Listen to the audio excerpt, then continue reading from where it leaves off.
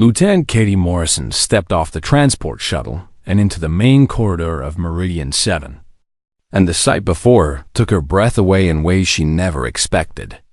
Because the station stretched for miles in every direction, with architecture that seemed to defy the laws of physics she had studied back on Earth. And creatures of every imaginable shape and size moved through the halls with purpose and grace. She had dreamed of this moment for 3 years. Ever since Earth joined the Galactic Alliance and opened up pathways for humans to prove themselves among the stars. And now she stood as one of only 3 humans accepted into the most prestigious military academy in known space. Which felt both thrilling and terrifying at the same time. A tall insectoid creature with 4 arms and crystalline eyes clicked past her, followed by what looked like a floating jellyfish surrounded by a bubble of water. And Katie had to remind herself not to stare like some country kid visiting the big city for the first time. Because she represented all of humanity here and needed to act professional. Katie Morrison? A voice called out, and she turned to see another human approaching. A young man with sandy hair and an easy smile that reminded her of home. "That's me," she said, extending her hand, and he shook it firmly. "Danny Cooper." "Engineering track," he introduced himself, and his grip was strong and confident, which made Katie feel a little less alone in this alien place. "Combat theory," Katie replied, and Danny's eyebrows rose slightly. "Brave choice," he said with a slight grimace. And before Katie could ask what he meant, another human joined them. A woman with dark hair pulled back in a tight bun, Lisa Grant. "Medical sciences," the woman said without waiting for introductions, and her tone was all business, which Katie could respect. The 3 of them made their way to the orientation hall together. And Katie felt grateful for the company, even though they had just met. Because being surrounded by thousands of alien species made her realize just how far from home she truly was. The orientation lasted 4 hours, and Katie learned more about galactic politics and military structure than she thought possible. But the most important piece of information came at the end when the instructors were announced. And she heard murmurs ripple through the crowd when one name was called. "Advanced Combat Theory will be taught by Instructor Vexstar of Kral," the commandant announced, and the murmurs grew louder. Though Katie couldn't tell if they were impressed or worried, she found out soon enough when she entered her first class the next morning and saw Vexstar for the first time. Because the Kral stood over 8 feet tall with 4 muscular arms and natural armor plating that covered most of his body, and his eyes, all 4 of them, swept across the classroom with an intensity that made Katie's survival instincts scream at her to run. 63 students enter this classroom today, Vexstar began, and his voice rumbled like distant thunder, deep and commanding in a way that demanded attention. "And perhaps 40 will remain by the end of the term, because I do not waste time on those who lack the strength or intelligence to serve in real combat." Katie sat in the 3rd row next to a reptilian, Sarnak cadet, and tried to make herself invisible, which proved impossible when Vexstar's gaze landed directly on her. "Ah, yes. The humans," he said, and there was something in his tone that made Katie's stomach tighten, because it wasn't curiosity or welcome but something closer to disdain. "Earth's representatives. Fresh from your tiny world with your brief and primitive conflicts." Danny sat 2 rows behind Katie, and Lisa was off to the left. And Katie could feel their tension matching her own as every eye in the classroom turned to look at the 3 humans. "Tell me, human," Vexstar said, pointing one of his 4 hands directly at Katie. "What is the longest war your species has ever fought?" Katie's mind raced through her history lessons, and she tried to remember the exact numbers.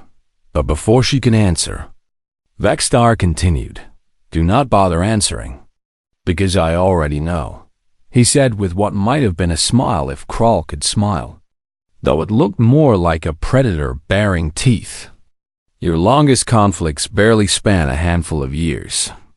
And your entire recorded military history covers less time than some species spend in a single campaign. The Sarnak next to Katie shifted uncomfortably, and Katie noticed several other alien students looking away as if embarrassed by Vextar's words.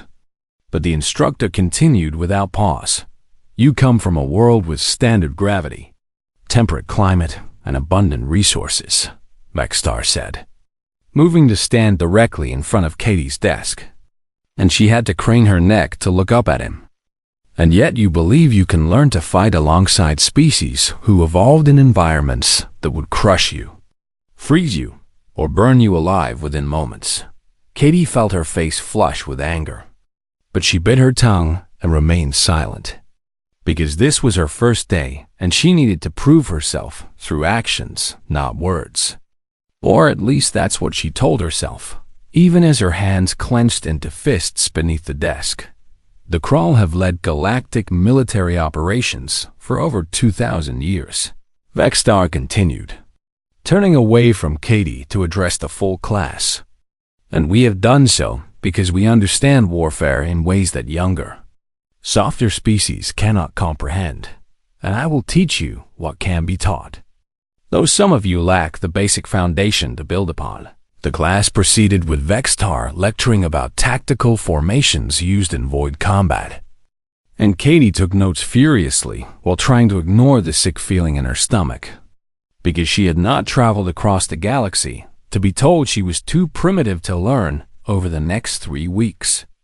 Katie discovered that Vextar's opening remarks were not just first-day posturing, but his genuine attitude toward human capabilities. And he found ways to emphasize human inadequacy in nearly every lesson when discussing ground combat. He mentioned that humans lacked the natural armor of Krall or the speed of the Kyrix. And when covering void tactics, he noted that human reaction times were slower than most species. And when analyzing historical battles, he dismissed Earth's military conflicts as barely worth mentioning. Danny and Lisa faced similar treatment, though Vextar seemed to focus most of his criticism on Katie for reasons she couldn't understand. And perhaps it was because she refused to look away when he stared at her. Or maybe because she continued to score well on practical exams. Despite his low expectations, the breaking point came during Tactical Simulation Week, when each student was assigned a complex combat scenario to resolve. And Katie received her assignment with growing dread as she read through the parameters. She was given command of a small fleet defending a colony world against overwhelming enemy forces. And the enemy had superior numbers, better positioning, and more advanced technology, which made victory seem impossible. Katie spent 2 days analyzing the scenario from every angle, and she recognized it as a modified version of the Battle of Kelros, a famous Krall victory that was taught to first-year students as an example of perfect tactical execution. But Vextar had altered the parameters to put her in the losing position. She could play it safe and minimize casualties while accepting defeat, which would be the sensible choice by Academy standards. Or she could try something that would either prove her point or get her expelled from the program entirely. Katie made her choice and began programming her strategy into the simulation system. And as she worked through the night, she thought about all the battles throughout human history, where smaller forces defeated larger ones through unconventional tactics and sheer determination. The next morning, she walked into the simulation chamber with her head held high, and Vextar watched from the observation deck alongside several other instructors and the entire class. Because tactical simulations were always public events. Begin when ready. Cadet Morrison.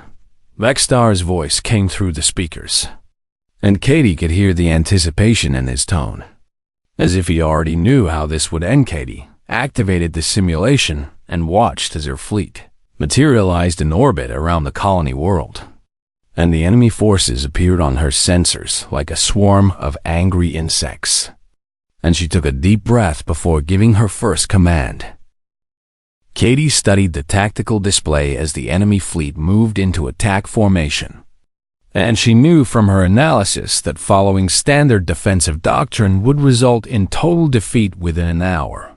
So she did something that would shock everyone watching. She divided her forces into 3 groups, instead of maintaining a unified defensive line, which violated the first principle taught at the academy about never splitting your forces when outnumbered. And she sent the smallest group directly toward the enemy flagship. In what appeared to be a suicidal charge, the observation deck went quiet, and Katie could imagine Vexstar leaning forward with satisfaction, thinking she had panicked and made a fatal error right at the start. But Katie wasn't panicking, because she had studied Earth's military history more thoroughly than any alien instructor expected, and she knew that sometimes the only way to win was to do what your enemy thought was impossible. The small squadron raced toward the enemy lines while broadcasting false sensor readings that made them appear to be carrying antimatter warheads, which they weren't, but the enemy commander had no way to know that.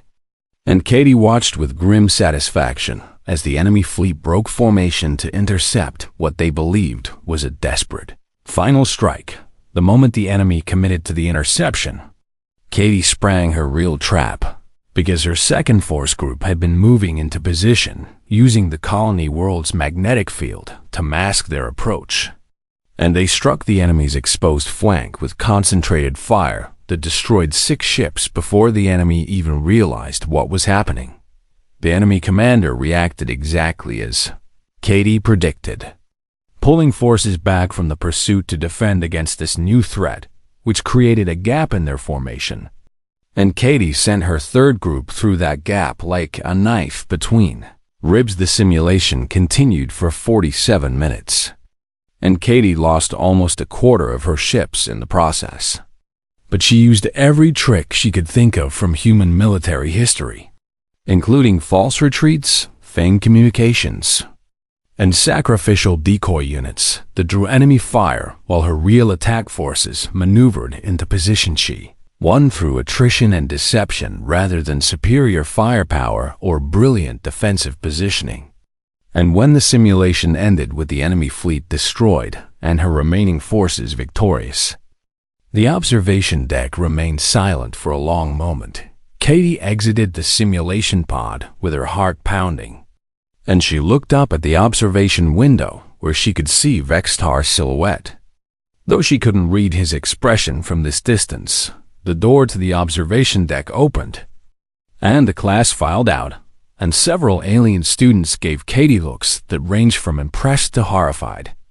But no one spoke to her direct. The Vexstar emerged last, and his forearms were crossed over his chest in a way that Katie had learned meant displeasure or anger among the crowd, and his 4 eyes fixed on her with an intensity that made her want to step back. Cadet Morrison, "Explain your tactics," he said, and his voice was cold and controlled, which somehow seemed worse than if he had shouted. Katie straightened her spine and met his gaze, because she had committed to this course of action and would not back down now. "Regardless of the consequences, I recognize the scenario as the Battle of Kelros with modified parameters," she began, keeping her voice steady. "And I realized that following standard defensive doctrine would result in defeat. So I applied principles from human military theory that emphasize adaptability and acceptable losses." "Acceptable losses," Vexstar repeated, and he moved closer to Katie until he loomed over her. "You sacrificed nearly 25% of your forces, and many of those casualties occurred in your initial decoy attack, which means you sent crews to their deaths knowing they would not survive." "Yes, Instructor," Katie said, and she refused to apologize for tactics that had won the engagement. The decoy squadron drew the enemy into breaking formation, which created the opportunity for victory. And in war, commanders must sometimes sacrifice some to save many. A murmur ran through the gathered students, and Katie noticed several of them exchanging looks of shock. because most galactic species had evolved beyond the concept of acceptable casualties, preferring to retreat and regroup rather than accept heavy losses. Your tactics were brutal and wasteful, Vextar said, and his voice grew louder, and they demonstrate a fundamental misunderstanding of modern warfare. Because civilized species do not throw away lives like garbage. Katie felt anger rising in her chest, and she knew she should stay quiet and accept the criticism. But something inside her snapped after weeks of constant belittlement with respect. "Instructor, my tactics won the engagement," she said, and her voice came out sharper than she intended. "And if brutal tactics are so ineffective, perhaps you can explain why the Krall lost their last 3 major conflicts against species they considered inferior." The observation deck went completely silent, and Katie realized she had crossed a line that could not be uncrossed. Because challenging an instructor's expertise was bad enough, but bringing up recent Krall military failures was something else entirely. Vextar's 4 eyes narrowed, and Katie saw his hands clench into fists. And for a moment she thought he might physically attack her right there in front of everyone. "You dare question Krall military doctrine?" he asked, and his voice dropped to a dangerous growl. "You, who come from a species that has barely left its home system, who fight with primitive weapons and outdated strategies. I question any doctrine that prioritizes pride over results," Katie shot back. And she knew she was digging herself deeper, but couldn't seem to stop. And maybe the reason humanity survived long enough to reach the stars is because we learned to adapt instead of clinging to traditions that no longer work. Several students gasped, and Danny moved forward as if to intervene. But Lisa grabbed his arm and held him back, because there was nothing they could do now. "The Krall have led galactic military operations for 2 millennia, Vextar said. And he took another step toward Katie. "And in that time, we have defended the Alliance against threats your primitive mind cannot imagine. And we have done so through discipline, honor, and proper tactical doctrine. Then why do you keep losing?" Katie asked, and the words came out before she could stop them. "If your doctrine is so superior, why has the Alliance suffered 3 major defeats in the last decade? And why are younger species like the Varan winning battles that Krall commanders abandoned as unwinnable?" Vextar's control shattered, and Katie saw the moment it happened in his eyes. And she braced herself for whatever came next.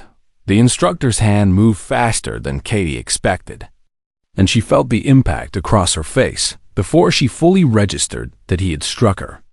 And the force of the blow sent her stumbling backward into a desk pane exploded across her cheek and jaw. And Katie tasted blood in her mouth, and for a moment her vision swam with stars. But she managed to keep her feet. The entire observation deck stood frozen in shock, because physical discipline was absolutely forbidden at the academy, and instructors who struck students faced immediate dismissal and disgrace. But Vextar was a decorated war hero. And Katie was just a human cadet who had pushed him too far. Katie touched her split lip with shaking fingers and felt blood on her chin, and she looked up at Vextar, who stood over her with his chest heaving and his hands still clenched. She could report this incident and probably get Vextar removed from his position. Or she could file a formal complaint that would drag through academy bureaucracy for months. Or she could do what every instinct in her human brain was screaming at her to do. Katie straightened up and wiped the blood from her mouth, and she looked directly into Vextar's 4 eyes with an expression that was part smile and part challenge. "Is that the best you've got?" she asked, and her voice came out steady despite the pain. Then she said something that made the entire observation deck erupt into chaos, because she invoked an ancient Krall tradition that hadn't been used in over a century. "I challenge your authority to teach," Katie declared. And she spoke the formal words in Krall language, which she had learned specifically for this possibility. and I demand trial by combat to prove your doctrine is flawed." The words hung in the air like a bomb waiting to explode. And for 3 heartbeats, nobody moved or spoke. And then chaos erupted as students began shouting in multiple languages, and several instructors rushed into the observation deck. Katie stood her ground, while blood dripped from her chin. And she kept her eyes locked on Vextar, who looked like he might explode from rage or shock, or both. "You cannot be serious," Vextar finally said, and his voice shook with emotion. "You are a human, barely 5.5 feet tall and weak by any galactic standard. And you believe you can challenge me in combat? The law of trial by combat is clear," Katie said. And she was grateful that her voice didn't shake despite her pounding heart. When an instructor strikes a student in anger, that student may challenge the instructor's authority. And the challenge must be answered through unarmed combat in the traditional arena. An elderly Kral instructor pushed through the crowd, and Katie recognized him as Master Kelvin, who taught ancient military history. And his expression was grave as he addressed Vextar. "The human is correct about the law," Kelvin said, and his voice carried authority that made even Vextar pause. "And you struck her in front of witnesses? Which means her challenge is legitimate under our oldest traditions." "This is madness," Vextar protested. But Katie could hear uncertainty creeping into his voice. The law was written for challenges between Kral, not for combat between species with vastly different physical capabilities. "The law makes no distinction about species," Kelvin replied. And he looked at Katie with something that might have been respect or pity. "And you invoked that law yourself when you chose to teach at this academy, because all instructors swear to uphold Kral traditions as part of their contract." The academy's commandant arrived within minutes, and Commander Hayes was an elderly diplomat with silver skin and eyes that seemed to see through lies. And she listened to multiple witness accounts before making her decision. "The challenge stands," Hayes declared, and her voice cut through the arguing voices. "And combat will take place in 3 days at noon in the ceremonial arena. And the terms are traditional. Unarmed combat until one fighter yields or cannot continue." Katie felt her stomach drop, because 3 days seemed both too long and not nearly long enough to prepare for fighting someone who stood 8 feet tall with 4 arms and natural armor. Danny and Lisa pulled her aside after the crowd dispersed, and both of them looked at Katie like she had lost her mind. "What were you thinking?" Lisa demanded, and her medical training was probably already cataloging all the ways Katie could die in this fight. "He's twice your size and 4 times your strength. And he's been training in Kral combat arts since childhood. I was thinking that I'm tired of being told humans don't belong here," Katie said. And she gingerly touched her swollen jaw. "And I was thinking that someone needs to prove we're more than soft creatures from an easy world. There are better ways to prove that than getting yourself killed," Danny said. And he looked genuinely worried. "You could have reported the assault and gotten him fired, and you would have won without risking your life." Katie shook her head, and she knew they wouldn't understand unless she explained it properly. So she tried to find the right words. "If I report him, he gets fired, and I become the human who couldn't handle a little conflict," she said. And she met their eyes. "But if I fight him and win, I prove that humans can stand against anyone. And if I lose, at least I go down fighting instead of running to administrators for protection." Lisa sighed and pinched the bridge of her nose. But Katie saw resignation in her expression, because Lisa knew that Katie had already made up her mind. "Then we help you train," Lisa said finally. "And we figure out every possible advantage you can find.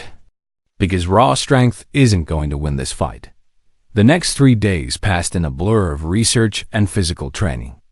And Katie learned everything she could about Kral anatomy and fighting styles. And she discovered some interesting facts that gave her hope Kral evolved on a high-gravity world with thick atmosphere. which made them incredibly strong, but not built for extended combat. And their forearms were an advantage in close quarters, but also meant they had more limbs to defend. And their natural armor was thickest on their chest and back, but thinner at the joints. Katie also researched human combat sports and martial arts, and she focused on techniques developed specifically for smaller fighters to defeat larger opponents. And she practiced targeting joints and using an opponent's weight against them. Danny found historical records of the few times trial by combat had been invoked in the past, and all of them involved Crawl fighting other Crawl. And the average fight lasted less than 10 minutes because Crawl preferred overwhelming force to extended combat. You need to make this last longer than he expects, Danny said while Katie practiced endurance drills. Because if he's like most Crawl, he'll be trained for quick victories. And humans are built for persistence. News of the challenge spread through the entire station. And Katie couldn't walk through the corridors without students and instructors staring at her. And she heard whispers in dozens of languages, most of them predicting her swift defeat on the morning of the combat. Katie woke early and tried to eat breakfast, but her stomach was too tight with nerves. So she settled for water and spent an hour in meditation, trying to center herself for what was coming. Lisa checked her over with medical scanners and declared her as ready as possible. And Danny gave her a small device that would monitor her vital signs during the fight, in case she needed immediate medical intervention. You don't have to do this, Lisa said one final time. You can still withdraw the challenge and accept a formal apology from Vextar. Katie shook her head and pulled on her training clothes, which were simple and flexible, designed for movement rather than protection. Yes, I do have to do this, she said quietly, because every human who comes after me will be judged by what happens today. And I need to show them that we don't back down. The walk to the arena felt like a march to execution, and Katie's legs felt heavy despite all her training. But she kept her head up and her expression calm. The ceremonial arena was an ancient structure built by the Crawl centuries ago, and it consisted of a circular floor surrounded by rising tiers of seats. And every seat was filled with spectators from across the station. Katie entered through the challenger's gate and saw thousands of eyes watching her, and the weight of their expectations pressed down on her shoulders. Like a physical burden, Vexter entered from the opposite gate, and he wore traditional Crawl combat wraps on his 4 hands, and his natural armor gleamed under the arena lights. And he looked every inch the warrior. He was Commander Hayes, stood at the center of the arena and raised her hands for silence. And the crowd quieted immediately. This combat is sanctioned under ancient Crawl law, Hayes announced, and her voice carried to every corner of the arena. And it will continue until one fighter yields or is rendered unable to continue. And the winner's position will be considered validated by tradition. She looked at Katie and then at Vextar, and her expression was carefully neutral. Do both fighters accept these terms? She asked. I accept, Vextar said, and his voice was calm and confident. Katie took a deep breath and felt her heart hammering in her chest. And she thought about her family back on Earth and wondered if they would be proud or horrified by what she was about to do. I accept, she said, and her voice carried across the arena. Despite her fear, Hayes nodded and stepped back to the edge of the combat circle. And she raised one hand high. Begin, she called. And she dropped her hand. Vextar moved forward with terrifying speed, and Katie barely had time to dodge as his first strike whistled past her head, and she felt the displaced air ruffle her hair. Katie rolled to the side and came up in a defensive stance, and Vextar pursued her with relentless aggression, and his forearms struck from multiple angles simultaneously in combinations that would have overwhelmed most opponents. She blocked what she could and dodged what she couldn't. And within the first minute, she took 3 solid hits that sent pain shooting through her ribs and shoulder. But she gritted her teeth and kept moving. Vexstar fought like an avalanche, all power and momentum, trying to end the fight quickly with overwhelming force. And Katie realized he was following the traditional crawl combat doctrine that emphasized decisive early strikes, but Katie didn't fight like a crawl. And she didn't try to match his strength, because that would be suicide. And instead, she focused on survival and observation, learning his patterns and looking for weaknesses. The crowd roared as Vexstar landed a heavy blow to Katie's midsection that lifted her off her feet, and she crashed to the arena floor, gasping for air. And for a moment, she couldn't breathe, and panic threatened to overwhelm her. Vexstar stood over her and waited, because crawl tradition demanded he give his opponent a chance to yield with dignity. And Katie knew that if she stayed down, the fight would be over. She forced air into her lungs and tasted blood, and every instinct screamed at her to stay down and accept defeat. But she thought about every human who had been told they were too weak or too primitive. And she pushed herself to her feet. The crowd's roar changed tone, and Katie heard surprise mixed with respect, because most species would have yielded after a blow like that. "You have courage," Vexstar acknowledged, and there was something in his voice that might have been approval. "But courage alone will not save you from defeat." He attacked again, and Katie moved differently this time, because she had learned what she needed to know about his fighting style. And she began implementing her own strategy. She stopped trying to block his heavy strikes and instead focused on evasion, using her smaller size and lower center of gravity to slip past his attacks. And she started targeting specific points on his body with quick, precise strikes. Katie hit him in the elbow joint of his upper right arm, and she saw him wince slightly, and she followed up with a kick to the side of his knee. And she wasn't strong enough to hurt him seriously, but she could accumulate damage over time. Adjusted his tactics and tried to corner her against the arena wall. And Katie let him think he had succeeded. And when he committed to a powerful forearm strike, she dropped low and swept his legs. The crawl instructor stumbled but didn't fall, because his balance was too good and his center of gravity too low. But Katie had achieved her goal of disrupting his attack rhythm. The fight continued, and minutes stretched into quarter hours. And Katie took more hits than she could count, and her body accumulated bruises and cuts. But she refused to stay down. She noticed that Vexstar's breathing was getting heavier, and his movements were becoming fractionally slower. And she realized that her strategy was working, because crawl physiology wasn't built for extended combat. Katie's species had evolved through persistence hunting on the African plains, chasing prey for hours or even days until it collapsed from exhaustion. And humans had the best endurance of any species on Earth. And that evolutionary advantage was showing itself. Now she increased her pace and forced Vexstar to keep moving, and she targeted his joints repeatedly. And she used every technique she had learned from human martial arts that emphasized leverage over strength. 20 minutes into the fight, Vexstar landed another heavy blow that sent Katie sprawling. And this time, she didn't get up immediately. And the crowd held its breath. Katie lay on the arena floor and felt her body screaming in protest. And she knew she had cracked at least one rib, and her left eye was swelling shut. And blood ran from her nose and mouth, but she also saw that Vexstar was breathing hard and favoring his right knee where she had kicked it repeatedly, and his upper left arm hung slightly lower than the others, which meant the joint damage was affecting his fighting ability. She pushed herself up once more, and the crowd erupted in a mixture of cheers and disbelief, because no one expected a human to withstand this level of punishment.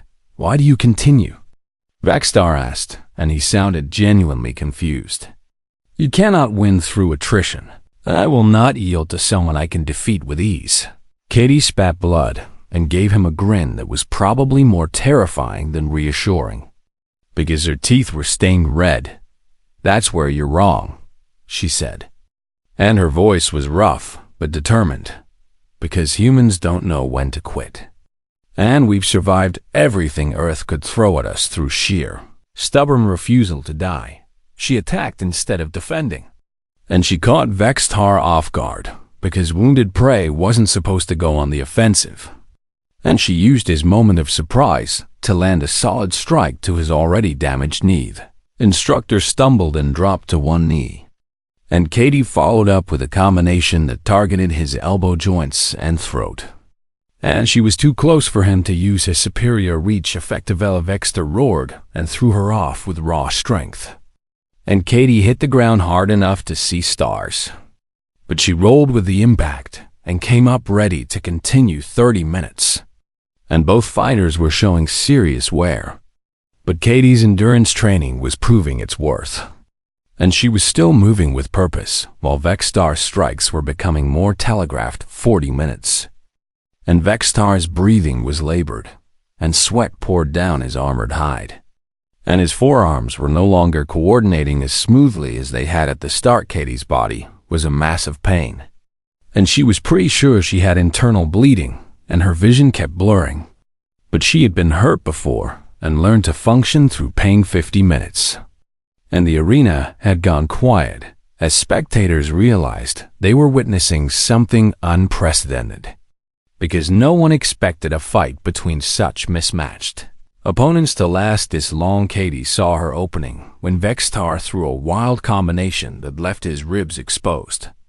And she stepped inside his guard and delivered a series of rapid strikes to his solar plexus. And she put every remaining bit of her strength into those blows. Vextar staggered backward and tried to raise his arms to defend. But they wouldn't respond properly because the joint damage and exhaustion had finally caught up with him. Katie pressed her advantage and swept his legs again. And this time, he fell. And she followed him down and trapped his upper right arm in a joint lock that would break the elbow if he struggled. Yield, she demanded through gritted teeth. And she could barely see through the blood and sweat in her eyes. Vextar tried to push her off with his other arms.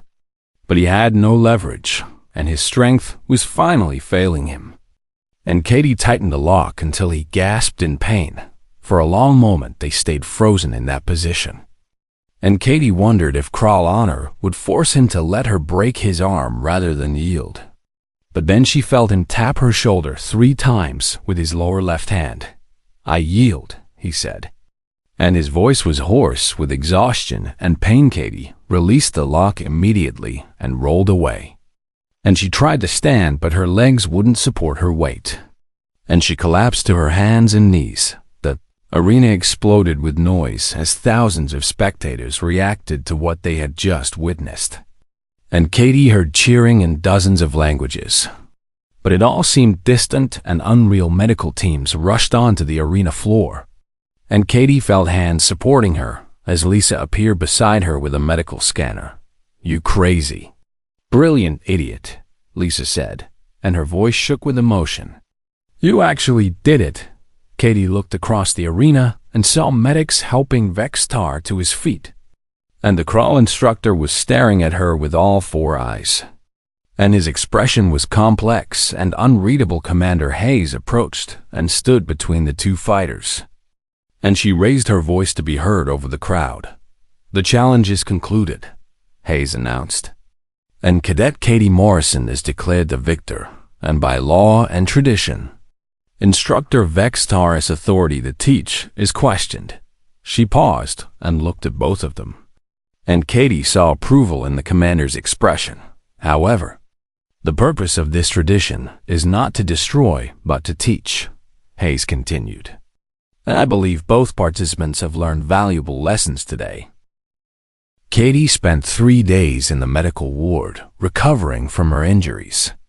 And the doctors, a mix of different species with different approaches to healing, worked together to repair her cracked ribs and internal bleeding. And they seemed impressed that she had survived the fight at all. Danny and Lisa visited every day.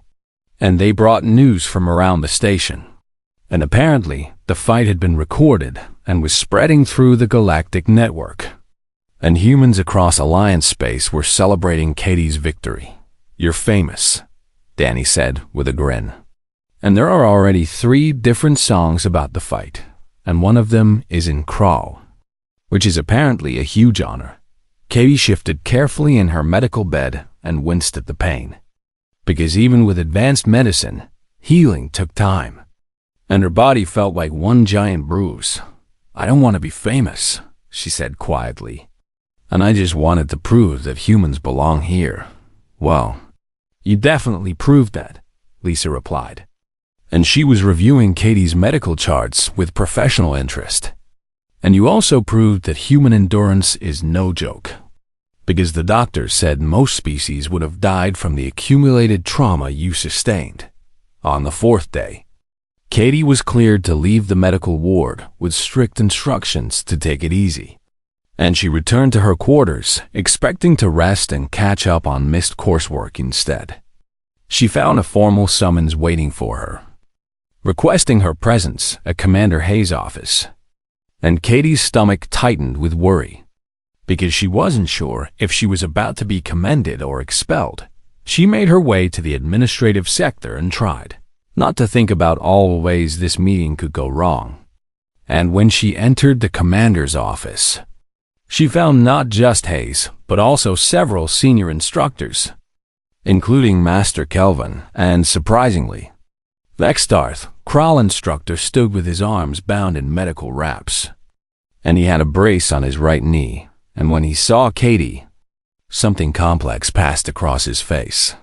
"Cadet Morrison, please sit," Hayes said, and her tone was formal but not unkind. "And we have matters to discuss regarding your future at this academy." Katie sat carefully and tried to read the room, but the assembled instructors' expressions gave nothing away. "Your actions over the past week have created a unique situation," Hayes continued, "and you invoked ancient Kral law, won a trial by combat against a superior opponent, and in doing so, challenged centuries of assumptions about human capabilities." She paused and looked at the other instructors, and Katie saw several of them nod in agreement.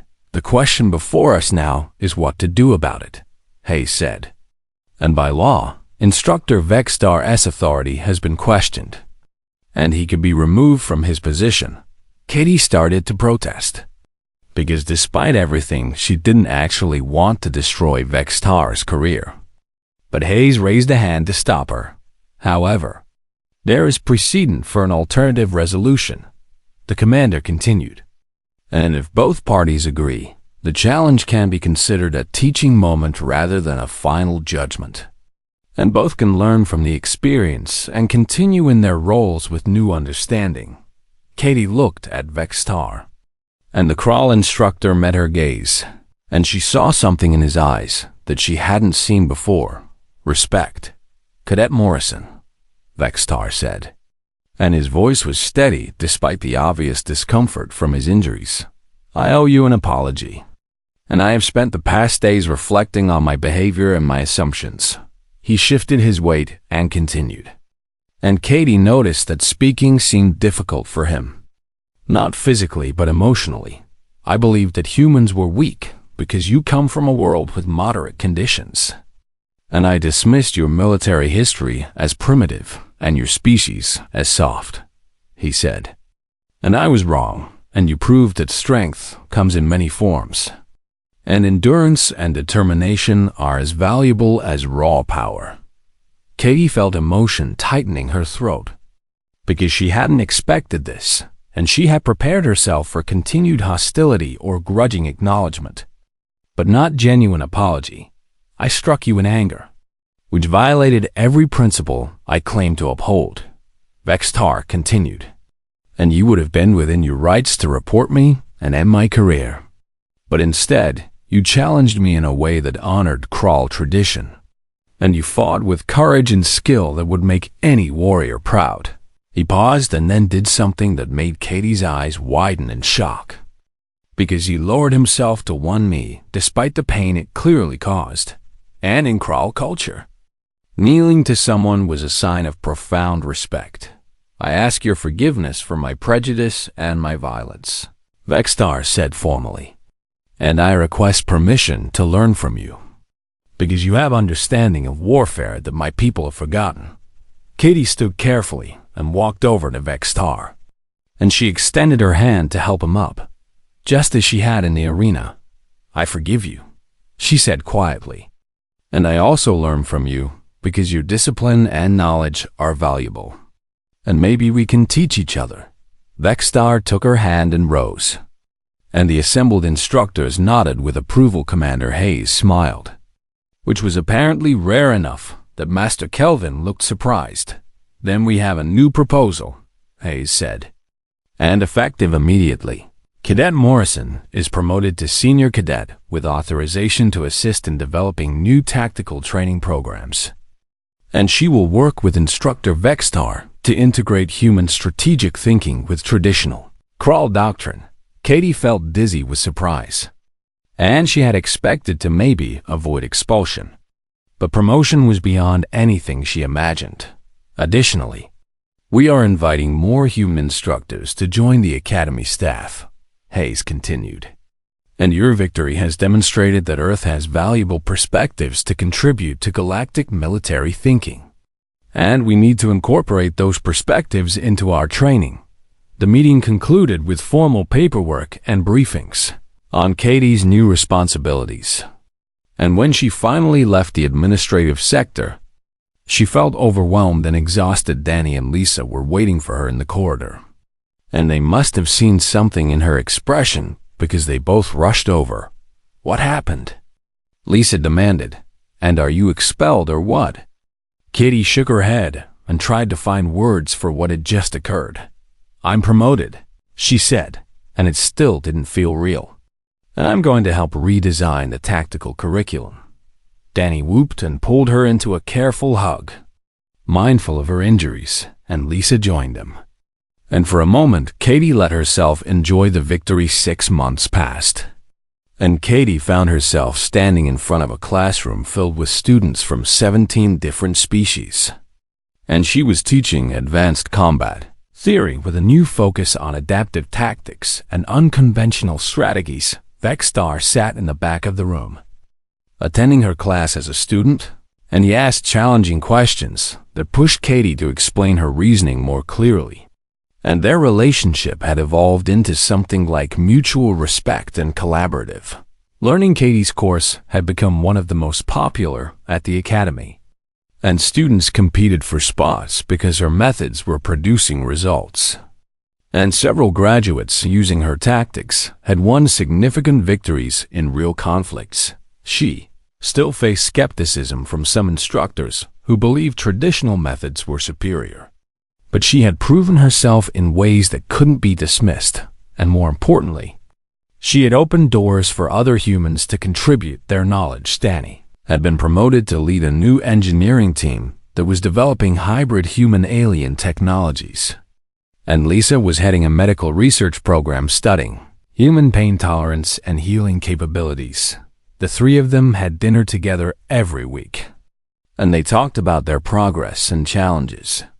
And they marveled at how far they had come from those first nervous days at the Academy. On one such evening, Katie stood on an observation deck looking out at the stars, and she thought about her journey and what it meant. She had come to Meridian 7 believing she needed to prove that humans deserved a place among the stars, and she had done that through combat and determination.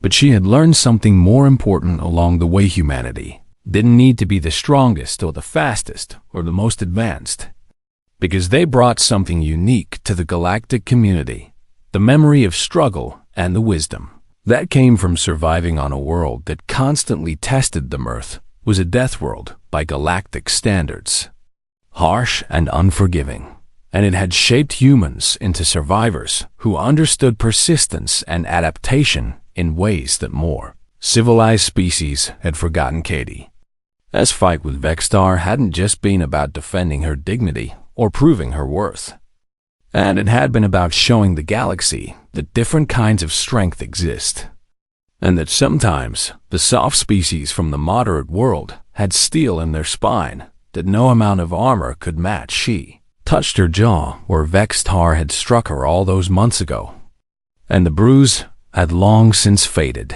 But the lesson remained: humans had earned their place among the stars, not by being better than other species, but by being different, by offering perspectives and capabilities that complemented the strengths of their allies, and by refusing to accept limitations that others tried to impose. Katie smiled as she watched ships coming and going from the station, and she thought about all the humans who would follow her path. And she hoped they would remember that belonging wasn't about meeting someone else's standards. It was about standing up when struck down, about fighting when victory seemed impossible,